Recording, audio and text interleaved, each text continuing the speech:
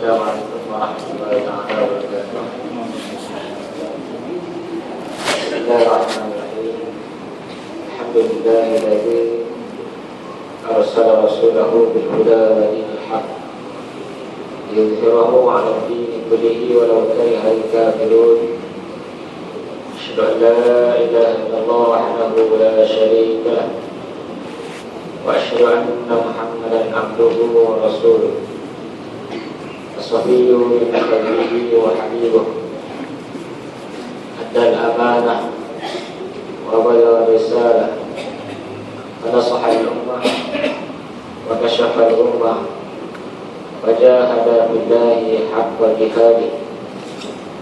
Allahumma salli wa sallim wa barik ala sayyidina Muhammad wa ala ali sayyidina Muhammad wa ala alihi tayyibin wa ashabihi al-hadin wa man tabi'ahum bi ihsan ila yaumiddin.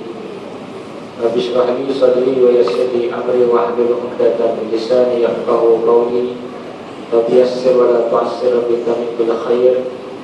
Rabbi adkhilni madkhala as-sirri wa akhrijni mukhraj as-sirri waj'alni min ladunka sultanan nasira. Wa la hawla wa la quwwata illa billahi al-'aliyyil 'azim. Amma ba'd. Dikasihi Al-Imam Namilan pimpinan masyarakat Kabupaten Kuasa Surau, muslimin muslimat, hadirin hadirat yang dirahmati Allah.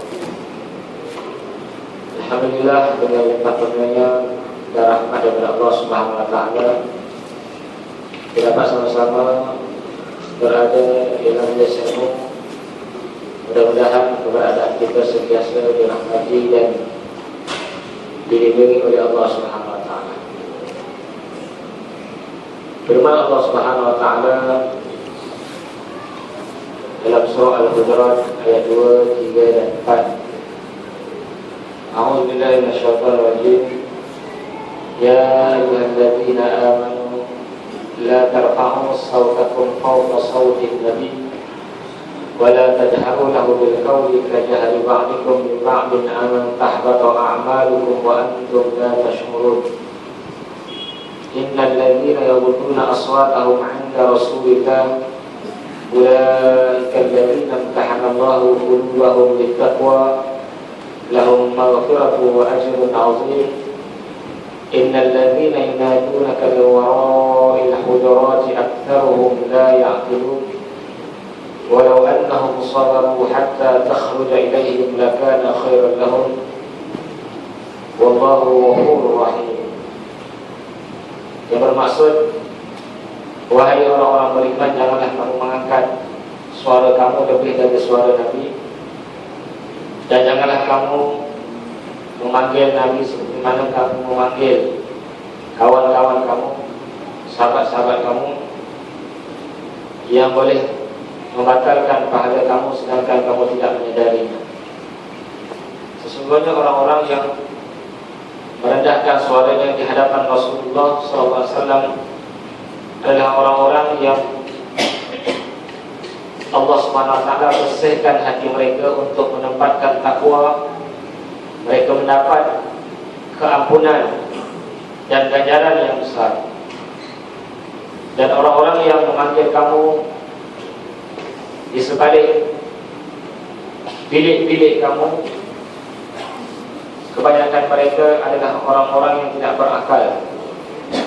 Dan sekiranya mereka bersabar sehingga mana kamu keluar, itu lebih baik bagi mereka. Dan Allah Subhanahu wa taala Maha Pengampun lagi Maha Mengasihani.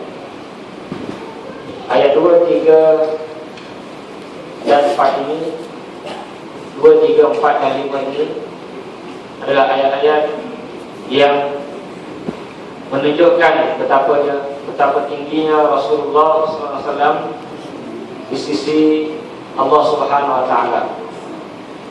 Sehingga mana Allah Subhanahu wa taala melarang untuk sesiapa di kalangan orang-orang beriman mengangkat suara yang tinggi ataupun memanggil Nabi Muhammad dengan panggilan seperti mana kita panggil kawan-kawan kita. Karena Allah Subhanahu wa Ta'ala sendiri tidak pernah memanggil kekasihnya Nabi Muhammad SAW dengan panggilan ya Muhammad dalam Al-Quran Al-Karim. Terdapat ya Ibrahim, terdapat ya Musa, ya Isa, ya Yahya, ya Zakaria, bermaksud wahai Musa, wahai Isa, wahai Zakaria, wahai Yahya. Tetapi tidak terdapat sama sekali dalam Al-Quran perkataan ya Muhammad, wahai Muhammad. Perkataan Muhammad ada, tapi Allah memanggil baginda dengan ya Muhammad tidak ada. Menunjukkan betapa tingginya Allah Subhanahu wa Ta'ala meletakkan baginda sallallahu alaihi wasallam, sehingga mana Allah Subhanahu wa Ta'ala memulakan salawatnya disusuli dengan malaikat-malaikatnya, dan barulah Allah Subhanahu wa Ta'ala menyuruh kepada makhluk-makhluknya agar berselawat kepada baginda sallallahu alaihi wasallam. Dalam ayat 26 surah Al-Ahzab, innallaha wa malaikatahu yusalluna 'alan nabi ya ayyuhalladzina amanu sallu 'alaihi wa sallimu taslima. Sesungguhnya Allah Subhanahu wa Ta'ala dan para malaikat berselawat kepada Nabi. Wahai orang-orang beriman, hendaklah kamu berselawat kepada baginda sallallahu alaihi wasallam dan salam yang sempurna. Ayat ini menunjukkan bahawa Allah sendiri yang memulakan selawat, disusuli dengan malaikat, barulah Allah menyuruh kepada kita semua agar berselawat. Tidak ada mana-mana arahan atau perintah dalam Al-Quran yang mana sebelum Allah Subhanahu wa Ta'ala memerintahkan kepada makhluk-makhluknya, Allah buat terlebih dahulu dan malaikat buat terlebih dahulu melainkan amalan selawat yang mulia ini.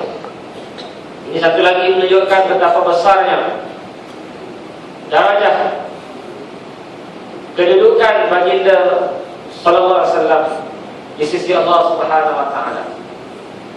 Dan juga Allah telah menganugerahkan berbagai keistimewaan, berbagai perkara-perkara yang dikhususkan kepada Nabi Muhammad SAW yang tidak diberikan kepada umat-umat yang terdahulu.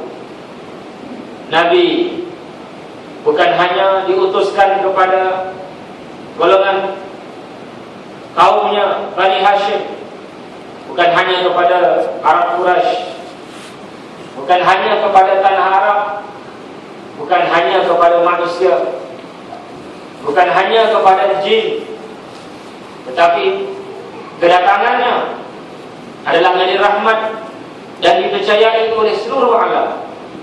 Seperti mana yang sabda Rasulullah sallallahu alaihi wasallam, "Ma baina as-sama'i ila al-ardi illa ya'lamu anni Rasulullah illa asil jinni wal ins."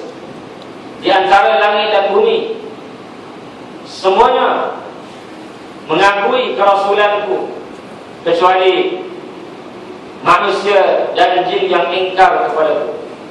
Tidak kira binatang, tidak kira tumbuh-tumbuhannya, semuanya beriman kepada Rasulullah SAW. Malahan Allah SWT telah memelihara baginda daripada segala perkara-perkara yang menyakiti baginda Rasulullah SAW. Dalam ayat yang seterusnya, selepas ayat yang memerintahkan kita berselawat, Allah SWT menegaskan, innal ladzina yu'duna Allah wa rasulahu la'anahumullahu fid dunya wal akhirah wa 'adda lahum 'adzaban muhina. Sesungguhnya orang-orang yang menyakiti Allah dan Rasulnya, mereka akan dilaknat di dunia dan di akhirat, dan Allah Subhanahu wa Ta'ala akan menyediakan azab yang menghina mereka. Dan dalam ayat 95 dan 96 surah Al-Hijr, Allah Subhanahu wa taala berfirman, "Inna kafainakal mustahzi'in." Sesungguhnya kami membalas segala orang-orang yang menghinamu. Alladzina yaj'aluna ma'allahi ilahan akhar. Orang-orang yang menjadikan dan menyembah Tuhan selain daripada Allah Subhanahu wa taala. Fasaufa ya'lamun. Mereka akan ketahui akibatnya. Di antaranya ialah sebuah hadis riwayat At-Tabarani daripada Ibnu Abbas radhiyallahu anhu, di mana Jibril turun untuk bertanya kepada baginda sallallahu alaihi wasallam tentang siapakah orang-orang kafir yang sentiasa menghina dan merendahkannya. Lalu Nabi menunjukkan satu persatu orang-orang kafir yang menghinanya, yang terdiri daripada Walid bin Mughirah, Aswad bin Al-Muttalib, yang ketiga Aswad bin Abi Yahus, yang keempat Haris bin Abdul As-Sahmi, dan yang kelima ialah As bin Wa'il. Yang mana setiap seorang daripada kafir-kafir ini, malaikat menunjukkan setiap orang. Mereka kata kafir itu kamu, kafir itu kamu, kafir itu kamu, setiap orang. Maksudnya aku settle. Dan berlakulah peristiwa yang telah berlaku. Bermula daripada Walid sendiri, yang mana sedang dia berjalan-jalan, tiba-tiba terkena panah yang sesat dan memutuskan lengannya. Kemudian Aswad bin Al-Muttalib juga diserang oleh lembaga yang tidak dilihat oleh orang lain. Dia meminta tolong kepada anaknya, tetapi anaknya tidak nampak, dan akhirnya dicucuk kedua matanya sehingga buta. Yang ketiga, yang lebih dahsyat lagi, ialah kepada Aswad bin Abi Yahus. Tadi Aswad bin Al-Muttalib, yang ketiga Aswad bin Abi Yahus, yang mana tumbuh luka-luka, nanah-nanah, kecederaan dalam kepala, dalam otaknya, sehingga mana dia menderita dan mati. Dan yang keempat, kepada Haris bin As-Sahmi, yang lebih dahsyat lagi, perutnya penuh dengan air-air kuning sehingga membesar perutnya dan keluar najis-najis, tai-tai daripada mulutnya, dan akhirnya dia menderita, akhirnya mati juga. Yang kelima, yang terjadi kepada As bin Wa'il, dia juga mengalami nasib yang hampir serupa. Dia terkena duri yang sangat tajam, bleeding, keluar darah tidak berhenti, dan akhirnya dia juga mati. Inilah balasan-balasan kepada manusia-manusia yang menghina Rasulullah sallallahu alaihi wasallam. Karena Allah Subhanahu wa taala memelihara dan menjaga Rasulnya daripada segala bentuk penghinaan, dari segala bentuk cercaan, dan juga perkara-perkara yang boleh menyakiti baginda Rasulullah sallallahu alaihi wasallam. Oleh itu, walaupun sudah berlalunya bulan Rabiul Awal, tetapi zikra Rasulullah, memperingati Rasulullah, adalah suatu perkara yang baik.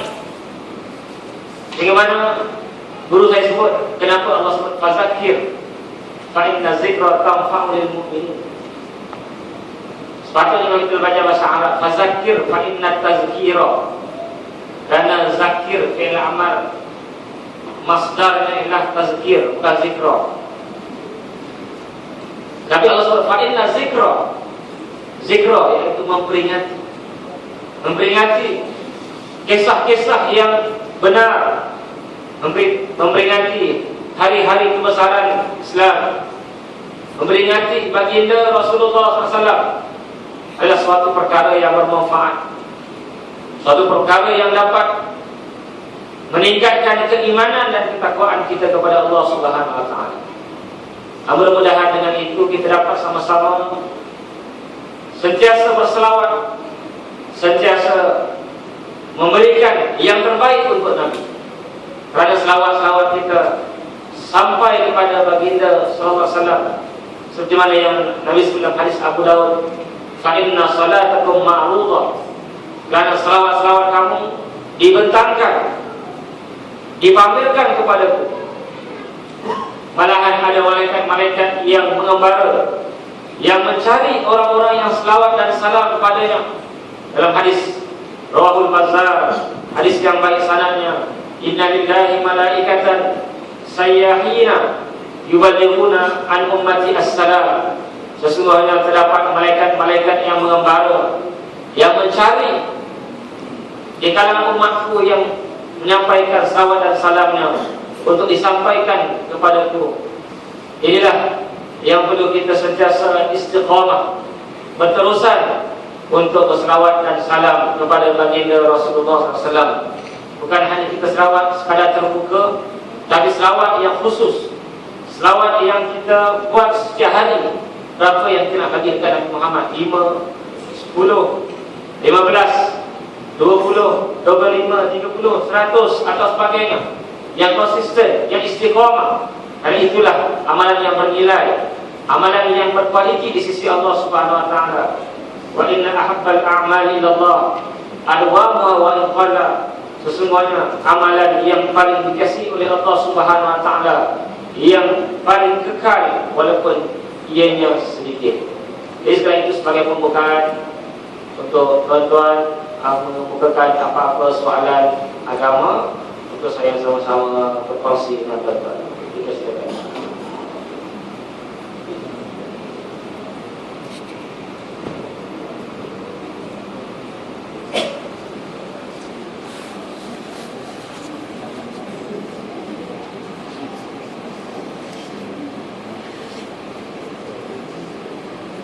Silakan. Ini silakan.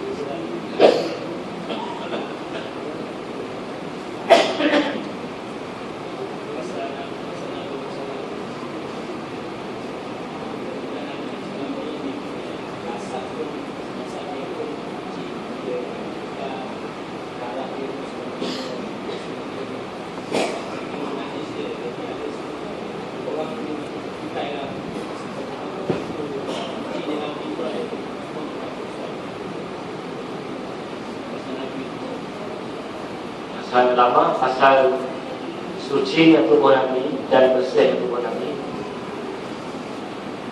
Dalam fatwa ulama Syafi'i menyatakan fadalatun Nabi tahirah, segala benda-benda yang keluar dari Nabi adalah bersih. Tak kira apa sahaja, yang depan, yang belakang, darah dan sebagainya.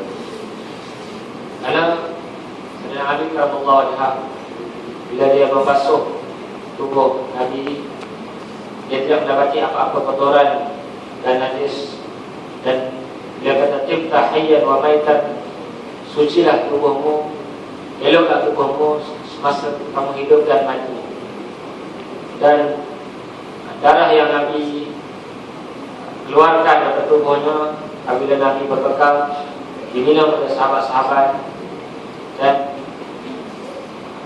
Bila mana Nabi tahu, Nabi kata, man khalata damu bidamin la yamassuhu nar, siapa yang bercampur darahnya dengan darahku dalam tubuhnya tidak akan disentuh oleh api neraka Allah Subhanahu Wa Taala. Dan banyak lagi peristiwa-peristiwa yang lain di mana para sahabat berebut-rebut untuk mendapatkan segala lebihan-lebihan Nabi, kerana begitu barakahnya, begitu tingginya, dan begitu banyak khairat, kebaikan-kebaikan di sebalik jasad Rasulullah. Di antara rahsia Khalid bin Al-Walid berperang, mendapat kemenangan setiap kali peperangan, ialah beliau menyimpan selai rambut Rasulullah SAW di songkoknya, di serbannya. Ini menunjukkan bahawa betapa tingginya semua yang luar daripada tubuh Nabi, semua yang ada pada tubuh Nabi, dan ianya adalah diberkati di mana sahaja. Kalaulah Nabi Isa, Allah sebut dalam Quran, wa ja'alani mubarakan aina ma kuntu, dan Allah Subhanahu Wa Taala jadikan aku diberkati di mana aku berada. Apalagi Nabi Muhammad yang lebih tinggi darajahnya, lebih tinggi makamnya daripada nabi-nabi yang lain, adalah suatu perkara yang kita dapat menerimanya. Dia adalah suatu perkara yang biasa. Sebab kalau kita lihat dalam kitab fiqh, mazhab Maliki mengatakan najis dan kencing binatang yang boleh dimakan pun bersih. Apalagi kita nak pelik dengan apa yang dilakukan Nabi. Mazhab Maliki kata bersih. Kalau tuan-tuan ikut mazhab Maliki, setakat dahaga-dahaga je balik rumah tu, lalu kat kambing tu icip telur dia, mazhab Maliki. Dan dalilnya di Sahih Bukhari, yang mana Nabi SAW menyuruh orang-orang Arni supaya mereka berubat dengan, Nabi kata, pergi kamu ke unta, iblis sadaqah, fashrabu min abwaliha wa albaniha, dan kamu minumlah daripada susu dan juga air kencingnya. Lalu Syafi'i kata, ianya adalah boleh kita ambil ubat daripada najis, daripada perkara yang haram kalau itu mujarab, bukannya boleh, halal tidak. Syafi'i. Mazhab Maliki kata setiap perkumuhan yang keluar daripada binatang yang halal dimakan, maka ianya halal juga. Itu maksudnya mazhab Maliki kata halalnya kencing-kencing binatang-binatang yang boleh dimakan. Lagilah tak pelik dekat Nabi yang sangat-sangat insan terpilih. Mana seorang penyanyi kata, khuliqta mubarra'an min kulli aibin ka'annama khuliqta kama tasha. Kamu dicipta bebas daripada segala keaiban, seolah-olah engkau dicipta seperti mana kehendak engkau sendiri. Seolah-olah Nabi pilih nak mata yang mana, nak badan yang mana, nak telinga yang mana. Begitulah kesempurnaan Nabi. Tapi semuanya adalah pilihan Allah, adalah kehendak Allah SWT yang mencipta Nabi yang sangat hebat dan sangat indah. Orang lain,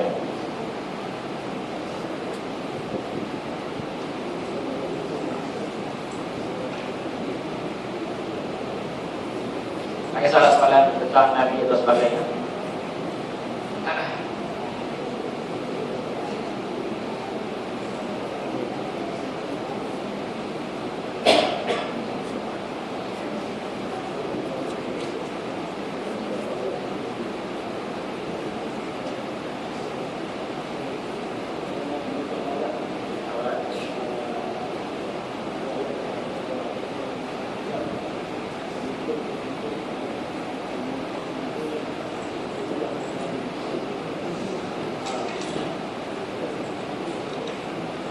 Tentang letak orang,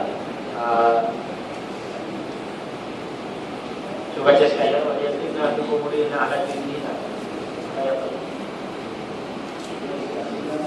Sebelum tu.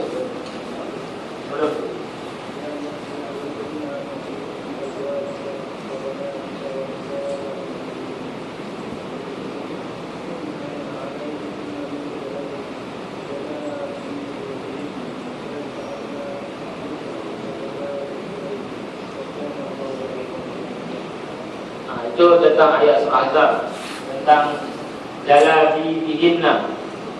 Jalabi itu jamak pada jilbab. Jadi para ulama qadiman wa hadisan, ulama dulu dan ulama kini berselisih pendapat dengan muka, adakah ianya aurat bagi wanita ataupun tidak. Bagi ulama yang menyatakan muka adalah aurat bagi wanita, di antaranya termasuklah ulama-ulama Syafi'i sendiri mengatakan bahawa jilbab maksudnya pakaian yang menutupi seluruh badan. Adapun bagi ulama-ulama yang menyatakan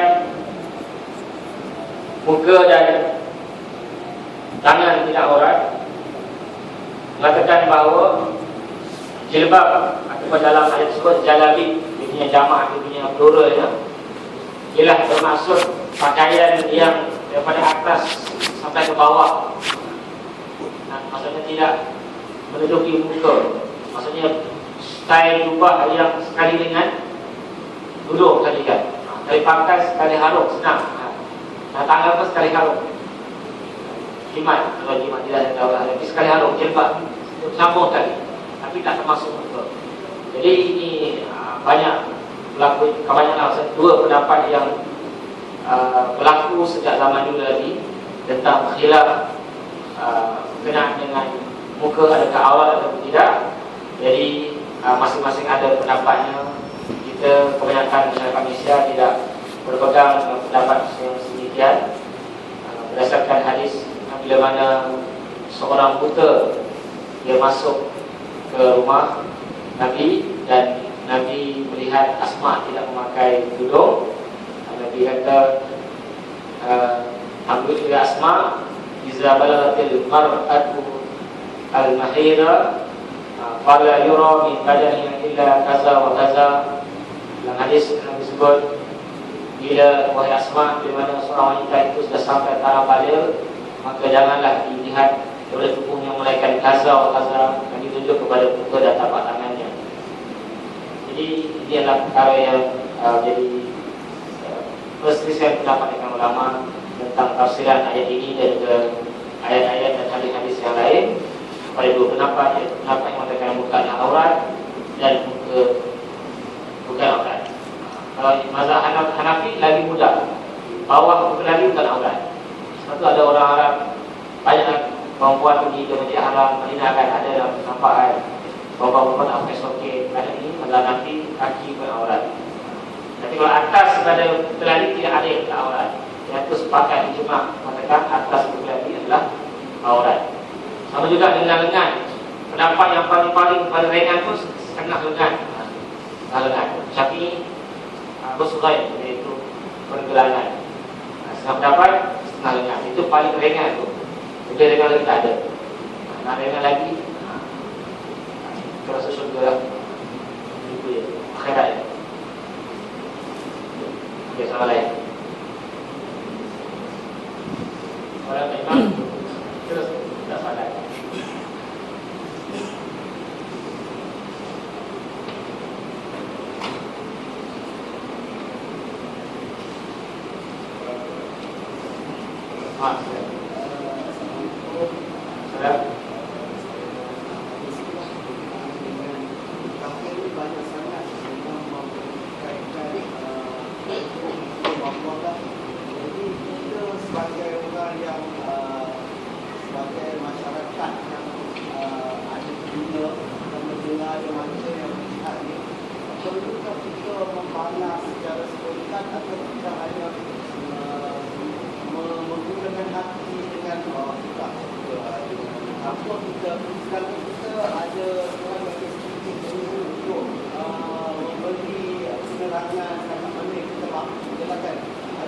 Boleh bagi contoh orang-orang yang bukan contoh orang, contoh apa dia ada tolak, apa dia yang dia tak mahu, dia ada contohnya macam orang cakap tak payah lah sikit-sikit dia Islam jadi dalam dunia mana nak terbang tak boleh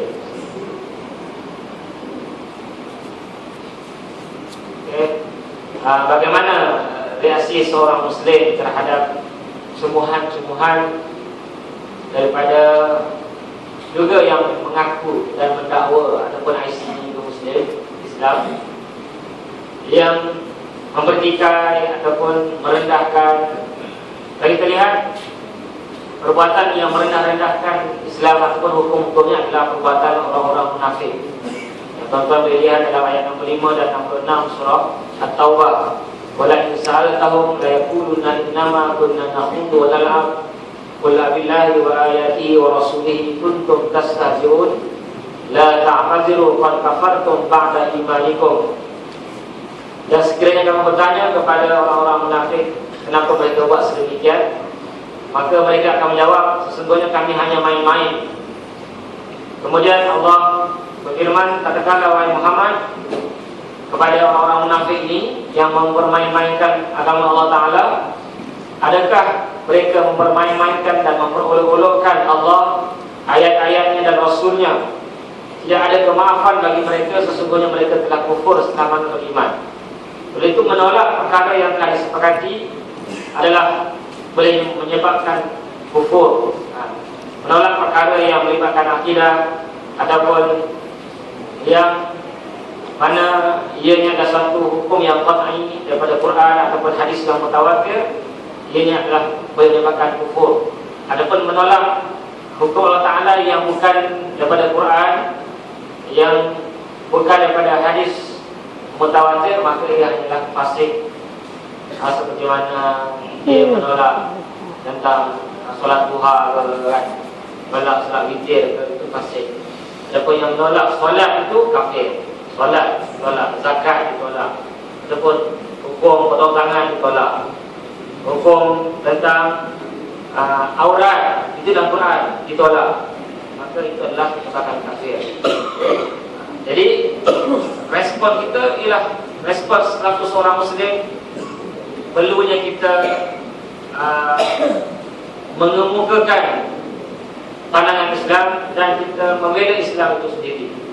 Karena hadis yang sangat masyhur yang kita tahu daripada hadis Muslim, "Man ra'a minkum munkaran falyughayyirhu bi yadihi, fa in lam yastati' fa bi lisanihi, wa in lam yastati' fa bi qalbihi, wa dzalika adhaful iman." Sesiapa yang melihat kemungkaran di kalangan kamu, hendaklah ubah dengan kuasanya. Kalau tidak mampu, ubah dengan lidahnya, dengan ucapannya, dengan tegurannya, dan kalau tak mampu juga dengan hatinya, iaitu benci dengan apa yang berlaku. Dan itulah selemah-lemah iman. Oleh itu, kita perlu memberikan teguran-teguran yang baik. Apabila kita nak marah ataupun kita nak maki ataupun kita dengan baik. Nabi sebelah hadis berhati, Nabi kata, "Man amara bima'rufin falyakun bima'rufin." Siapa yang nak menyuruh kebaikan, maka adalah dengan cara yang baik.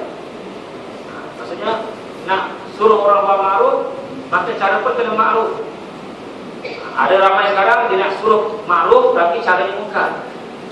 Caranya mungkar, caranya salah, caranya tak ikut Islam, caranya boleh merosakkan hubungan. Oleh itu kita kena ada usaha. Tanda sayang kita, tanda cinta kita kepada Nabi, tanda sayang kita kepada Tuhan, tanda cinta kita kepada Islam. Dan cinta kita akan pertahankan. Kalau kita ada seorang isteri ke, bakal isteri ke, ada pun abang, ayah yang dikasihi, kawan yang kita sayang, ada orang cerca di depan kita, tentu kita bela. Tak, ada macam tu pun, kenapa okey je lah, kita bela dia. Jadi sayang kita lebih perlu kita berikan kepada Islam dengan kita mempertahankan Islam tadi.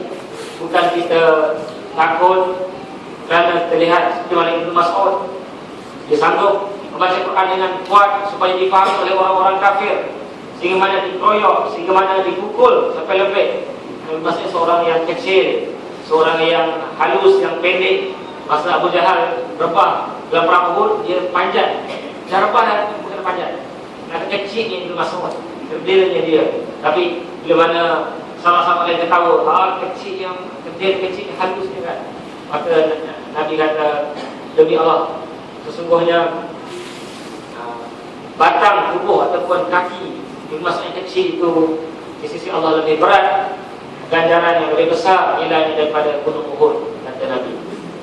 Walaupun dia kecil tapi keberanian, itu besar di badan tapi cara berani.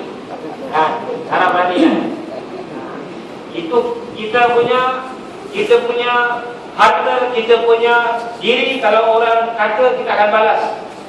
Tapi kalau Islam punya agama, Islam punya hukum, Islam punya undang-undang, dikata kita diam, maksudnya kita lebih cinta diri kita daripada Islam.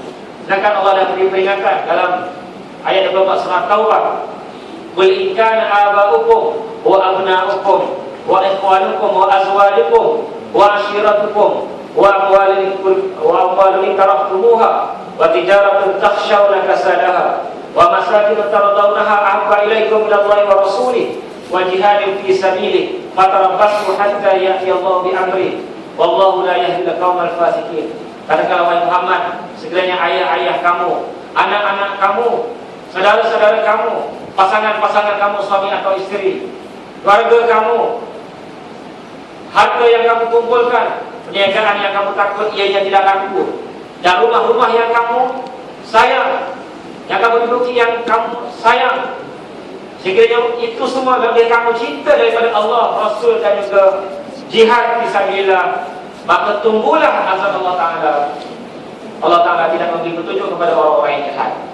Jadi orang-orang yang dia lebih cinta dirinya, istrinya, hartanya, maka orang-orang demikian orang-orang yang jahat, orang-orang yang dijanji oleh Allah Ta'ala azab. Karena bila hartanya dicuri, dia akan bertindak. Bila dirinya disentuh ataupun dilirik, dilirik dia kan, usaha-usaha apa? Dunia aku kan. Sekarang tapi Islam bukan disentuh, bukan dilirik, dikoyak kan. Dan Al-Quran koyak maksudnya dihina, dicerca. Bila dia sabar. Aku innallaha ma'as-sabirin. Banyak dia punya sabar. Yang tak boleh sabar, yang tu kena bertindak. Nabi dalam hadis Muslim, wa man taqama Rasulullah nafsi. Nabi tak pernah balas dendam ataupun marah kalau bertentu berkaitan dirinya, berkaitan zat Nabi, diri Nabi tak balas. Nabi diam, Nabi sabar. Tapi bila berkaitan Islam, Nabi adalah orang yang jago, yang melarang dan menegak dan memerangi orang-orang yang menyentuh Islam, orang-orang yang mempermain-mainkan Islam. Jadi kita lah patutnya menjadi orang yang jago untuk mempertahankan Islam, karena cinta kita kepada Islam lebih daripada segalanya. Okay.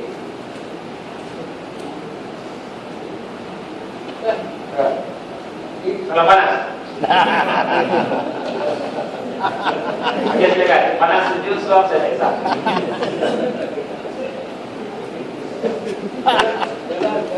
Dalam ayat surah An-Nas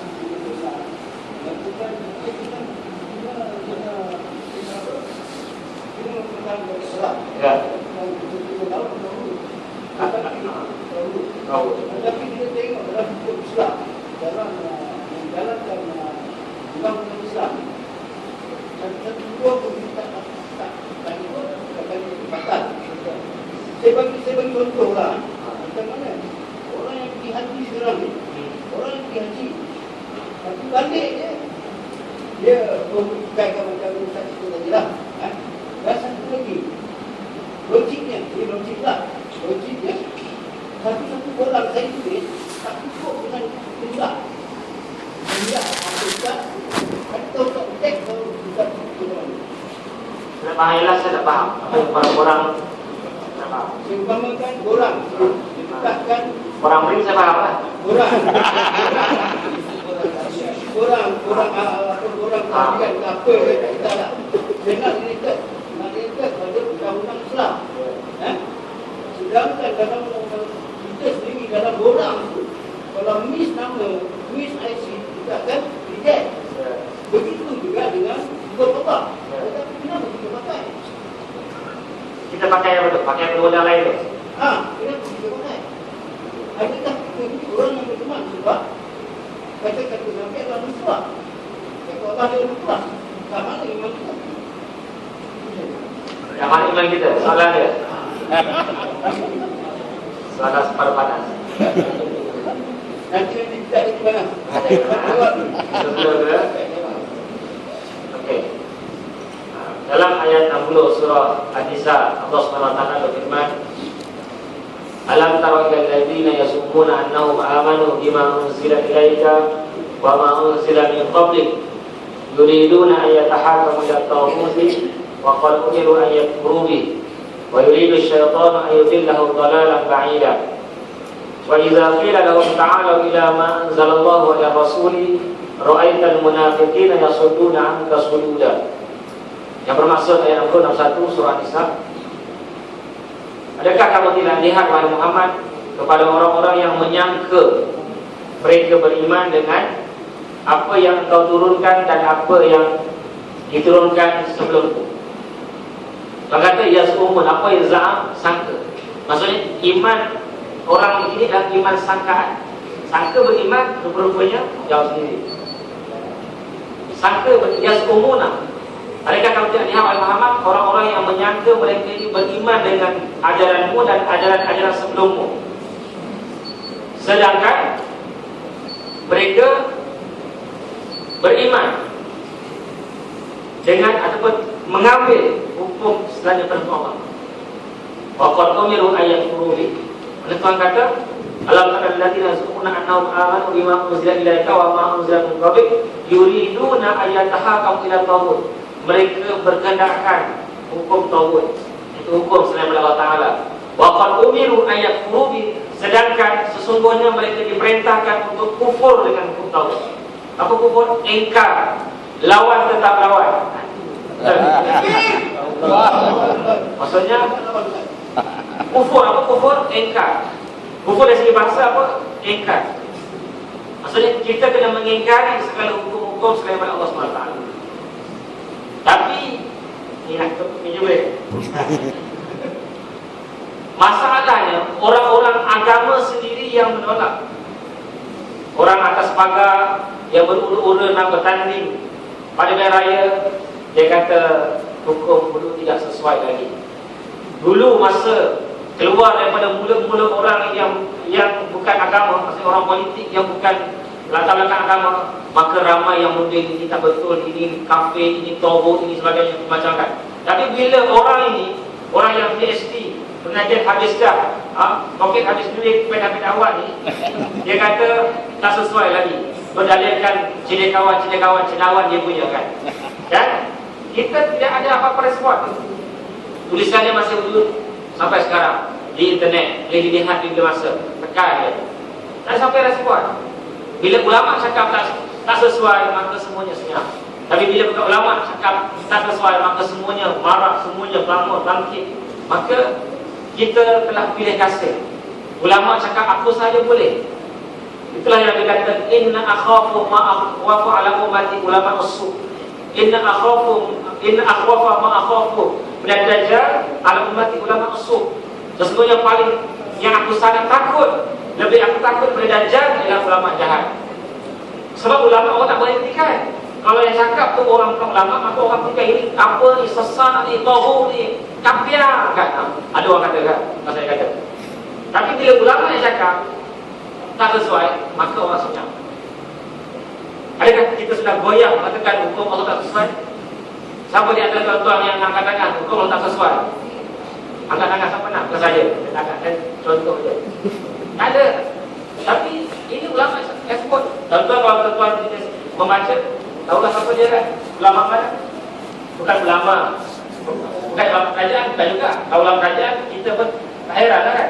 Sebab kata Abu Hanifah, Iza ra'aitumul alim dakhala as-sultan fawalisun. Bila kamu melihat orang alim, dekat-dekat dengan kerajaan, maksudnya dia bukan orang yang memerintah, tapi dia suka rapat-rapat dengan orang-orang yang memerintah ni, maka dia mencuri.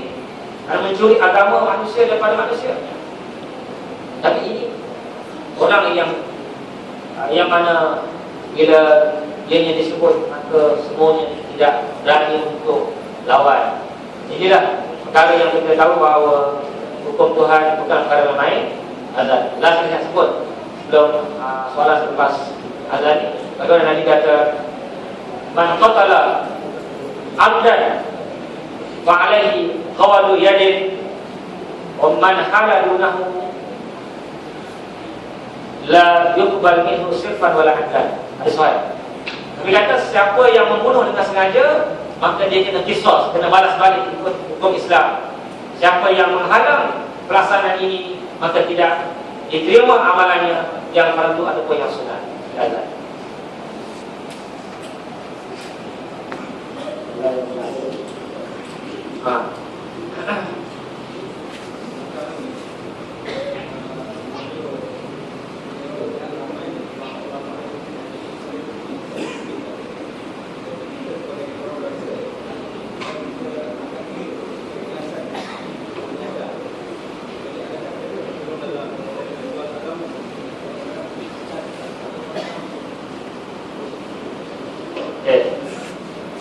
Soalan saya ulang balik lah, kita tak dengar. Tuan Imam kata kebelakangan ini, ke hadapan ini, ke belakang dan depan, apa dia, kebelakangan dan kehadapan ini ramai ustaz-ustaz agamawan, selebriti yang mana dipersoalkan keikhlasan kerana meletakkan harga yang tinggi. Dan saya malam ni 2,000 main. Esok saya di DJ 5,000 memang sadar. Ada awalnya.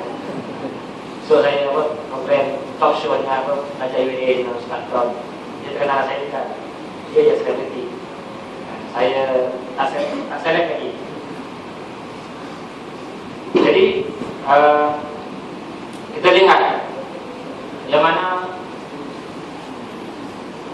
keberkatan dalam ilmu ini ialah bila mana seorang itu belajar semata-mata kerana Allah. Belajar kerana Allah Ta'ala. Dan Nabi sebut man ta'alama ilman la yata'alamahu illa a'adha min dunya lam yajid arfa jannah. Siapa yang belajar ilmu tapi dia belajar kerana dunia, kerana kerja, kerana duit, kerana gaji besar, kerana terkenal, maka tak mahu syurga. Lam yajid arfal jannah, tak mahu syurga. Hadis yang lain, ada hadis sahih, Daud Ali pun Abu Daud juga hadis sahih. Berkata man ta'allama al-ilma liyubahi bil ulama aw yumari bis sufaha aw liyasbifa bi wujuhan nas fa huwa finnar. Siapa yang belajar agama tujuannya supaya nak berbangga-bangga dengan ulama, duduk dengan para ulama. Yang orang biasa tak nak duduk kerana berkawan. Orang biasa tak adalah harapan. Semuanya mesti kepada perangan orang yang hebat. Ustaz tu tengok Datuk Tan Sri, boleh masuk kawan. Kalau setakat kerja kontrak ataupun cleaner, tak apalah kan. Tak masyuk.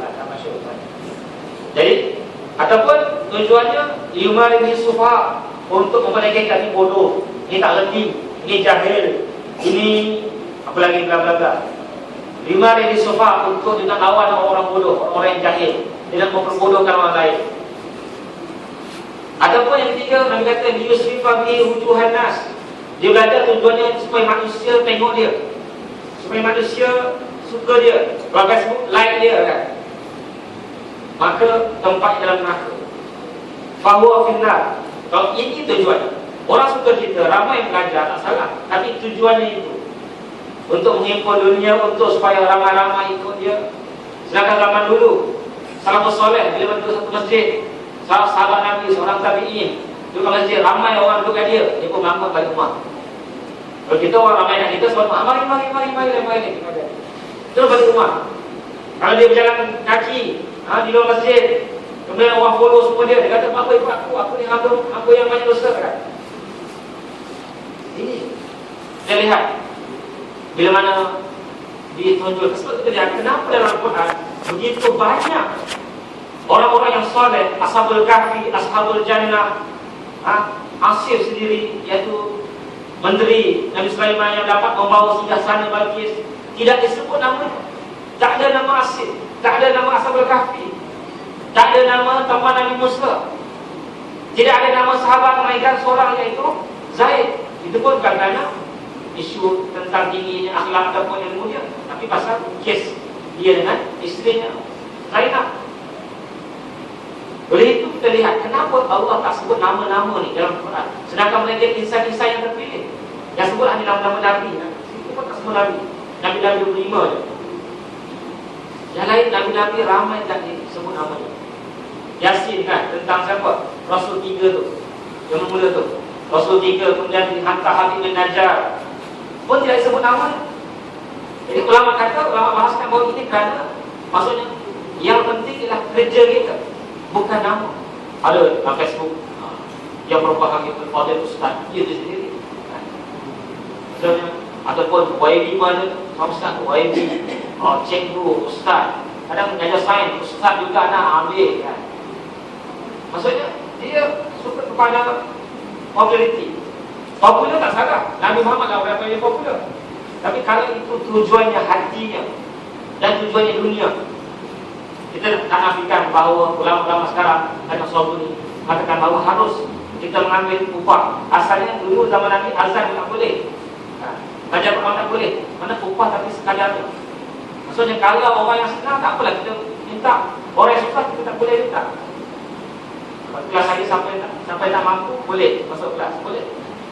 Tapi kalau S2 pada rumah, Ustaz nak free Ustaz, S2 sama bayar, ngaji tak nak. Nampak sangat kan? Maksudnya kita lihat, kalau manusia dia pukul sama rata, antara yang bagus, Imam Muda Ashraf lah, dia pergi sekolah saya dulu, sekolah sama dulu, dia bersama, dia tak nak beli, dia nak tengok sekolah pun, ada bangsa sangat kan, dia beli. Itu baik, bagus. Maksudnya, tengok keadaan, jangan pakai semuanya, letak berapa, ada lah, manusia tertentu, telefon berapa, esi telefon berapa, tak nak, tak boleh. Jadi ulama mengharuskan untuk mengambil duit, tetapi kita kena lihat kepada golongan-golongan. Contohnya, macam saya pun, golongan pelajar, mahasiswa yang bukan anjuran daripada universiti, maka tak boleh kita letaknya sama. Mereka ni ada duit, cukup makannya. Kalau universiti anjur, tak apalah, banyak duit. Juga program usrah-usrah tampil-tampil di Ulu yang mana mereka. Kalau kita nak letak juga boleh sama, letak dekat tempat lain, di pejabat, di NGO dan sebagainya, maka kita telah menginggirkan manusia yang inginkan yang itu. Katanya, maka itulah yang disebut dalam jadi akal dan tak tahu syurga. Oleh itu, sekarang ini peranannya ialah peranan media. Dia melebihkan kepada orang yang berstyle, orang yang berkerampilan, lebih daripada takwa dan ilmu itu sendiri. Cakap sudah dari segi penyampaian, bukan dari segi ilmu. Kita tak nafikan ada orang-orang yang berilmu dalam TV itu. Tapi kadang-kadang kita melihat banyak perkara-perkara. Kadang-kadang kita kenal kawan, kita kenal kawan rapat, kenal lah.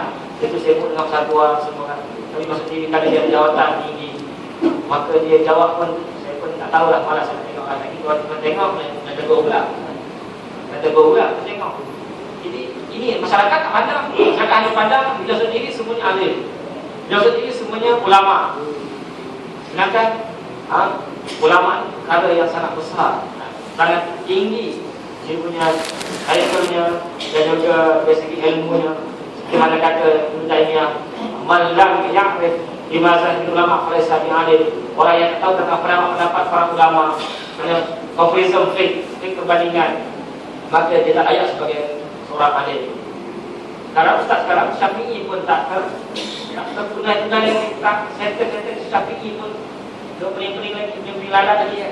Apalagi nak mengetahui tentang mazhab ulama yang lain. Dan zaman sekarang memang memerlukan, bukan hanya Syafi'i, memerlukan kepada mazhab-mazhab yang lain untuk dia provide, untuk dia sampaikan kepada masyarakat, untuk dia berikan masyarakat bersesuaian dengan keadaan dan hukum yang berkaitan. Oleh itu, jadi pihak-pihak yang ingin ilmu dia kena melihat.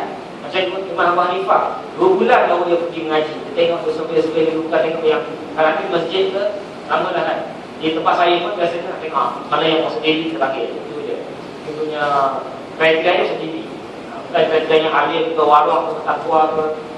Sedangkan itulah menyebabkan kurang keberkatan ataupun menyebabkan walaupun bertambah ustaz, bertambah orang-orang yang bercakap pasal agama, tetapi gejala sosial tetap sama kan? Tidak ada warok sebab Tuhan sebut innama yakhshallahu min ibadihi ulama.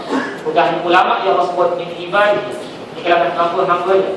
Maksud orang-orang yang berjiwa hamba, orang-orang yang bertakwa, orang-orang yang takut kepada Allah Ta'ala.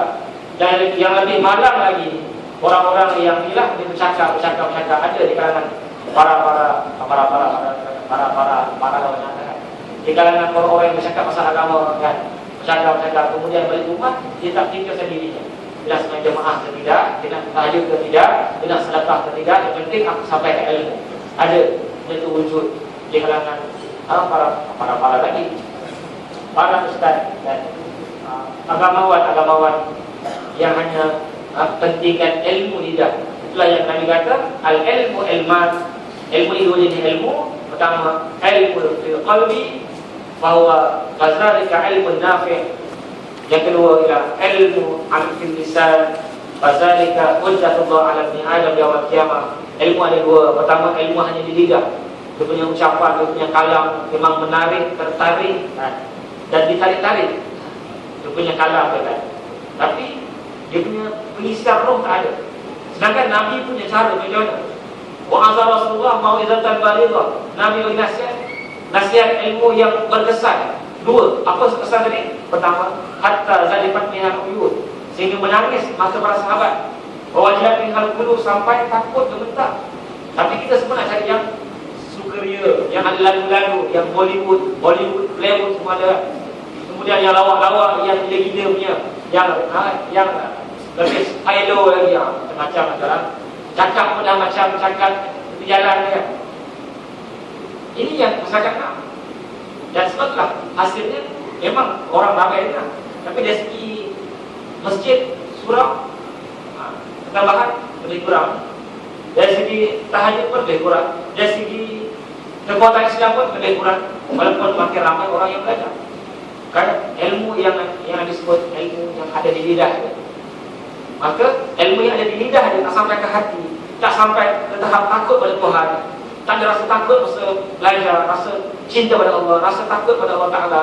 Maka ilmu bila di lidah saja, ilmu itu akan menjadi hujah. Allah akan dakwa dia dan orang yang mendengarnya, kerana hanya ilmu lidah saja. Apa maksud ilmu lidah? Bila kita mengaji tak rasa takut, tak rasa cinta pada Nabi, cinta pada Allah, rasa seronok, happy, seronok, gelap. Kemudian pada saat pelawat, pada start kan, saya suka highlight kan. Semua itu je. Tak rasa takut ke, sedih ke, ataupun bimbang ke, ingat akhirat, ingat Tuhan ke, ingat kubur ke, ataupun ingat diri kerdil ke, ingat diri banyak dosa ke. Jadi itulah ilmu bala namanya. Menjadi hujah Allah Ta'ala nak dakwa dia untuk mencampakkan dia dalam neraka. Dapat ilmu yang pertama iaitu ilmu yang sampai ke hati, ilmu fil qalbi. Mana kisah tafsir ke, tauhid ke, sampai ke hati. Maka itulah ilmu yang bermanfaat. Itulah yang saya boleh kongsikan. Mudah-mudahan kita dapat meningkatkan iman kita, meningkatkan takwa kita, agar kita dapat sama-sama menjalani sebagai seorang Muslim dan sebagai seorang mukmin dalam keadaan kita benar-benar bertakwa kepada Allah Ta'ala. Biasa siapa yang ingin sama-sama belajar bersama saya di Melawati mendalami berbagai ilmu siang dan malam, maka dipersilakanlah bila ada dapat part baru untuk biasa untuk sama-sama belajar memahami ayat Allah Ta'ala di hadis. Dari segi teori, malahan kita juga ada praktikal, dari segi zikir, dari segi soal-soal yang lain lah. Memang sekolah praktikal ni, siapa yang masuk dia tahulah. Dari segi praktikal untuk menambahkan iman dan takwa. Kita tak mahu hanya menambahkan ilmu sahaja, tapi tidak ada tambahan takwa. Karena sekolah-sekolah mesti hanya ajar teori-teori. Dari segi praktikalnya kurang, teori pun tak banyak mana. Apalagi praktikal, jadi kita nak menguasai dua ilmu yang bersumber dari Al-Sunnah, dan juga kita dapat meningkatkan takwa kita, meningkatkan amalan kita, supaya semakin lama kita semakin takut kepada Allah SWT, semakin kita memperbanyakkan amalan dan kita mengikhlaskan diri kita dan mengkhusyukkan hati kita. Di mana kita takut kita buat amal tapi amalan kita sia-sia. Sekarang ramai orang tak berat tentang masalah-masalah hati, ujub, sombong dan sebagainya. Karena itu boleh merosakkan dirinya. Walaupun setinggi mana ilmu, setinggi mana ibadah dia, tapi ada perasaan rasa bagus, rasa kagum dengan diri sendiri, maka itu kelihatan. Nabi sendiri pun dengan berdoa, Allahumma inni takiluni ila dhafin wa auratin wa khati'atin wa zambin. Ya Allah, sekiranya Engkau serahkan apa sahaja kepadaku, Engkau serahkan kepada aku, hamba yang lemah, hamba yang banyak kekurangan, hamba yang banyak dosa, hamba yang banyak kesalahan. Wa inni la asibu illa ala rahmatik. Aku tak percaya, aku tak yakin dengan rahmat-Mu. Itulah Nabi. Semakin orang beriman, semakin tinggi imannya, semakin rasa hinanya dirinya, semakin takut kepada Allah Ta'ala. Adapun semakin orang tu dia semakin banyak ibadat, banyak ilmunya, tapi semakin rasa dia bagus, rasa dia hebat, rasa dia tu mesti dibayar dengan bayaran yang banyak, rasa dia dipuji, mesti dipuji, mesti orang like, mesti orang sokong dia. Maka itulah yang boleh merosakkan dirinya dan boleh merosakkan orang-orang yang lebih mulia daripada. Setelah itu sahaja, segala ilmu adalah semata-mata dari Allah SWT. Segala kesilapan adalah karena kecuaian dan kesilapan dan dosa saya. Aku qauli hadza wa astagfirullahaladzim wa atubu ilaih. Assalamualaikum.